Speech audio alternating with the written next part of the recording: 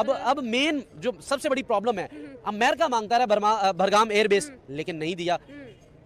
India को दे दिया गया है। अब ये है कि आप यूएसए स्टेट के साथ आपने पंगा लिया हुआ है, आप उसको आंखें दिखा रहे हैं कि भाई हम आपको नहीं देंगे, लेकिन आपने इंडिया को दे दिया है। तो इंडिया आज का नहीं, जब ताजिकिस्तान में भी एयरबेस लिया गया था तब भी तालिबान को ये हेल्प आउट कर रही थी इंडिया उस वक्त भी, क्योंकि इनको पता है कि अमेरिका के साथ हमारे ताल्लुकात बेहतर ना हम करना भी नहीं चाहते, अगर ना भी होंगे कोई हमें फर्क नहीं पड़ेगा, लेकिन रशिया के साथ हमने वही ताल्लुकात अच्छे रखने, क्योंकि हमने कुछ लो और कुछ दो की पॉलिसी के ऊपर हमने अमल करना है। तो इंडिया का ये नहीं कि अभी इन्वेस्टमेंट, ये इन्वेस्टमेंट आप कह लें, आप इसको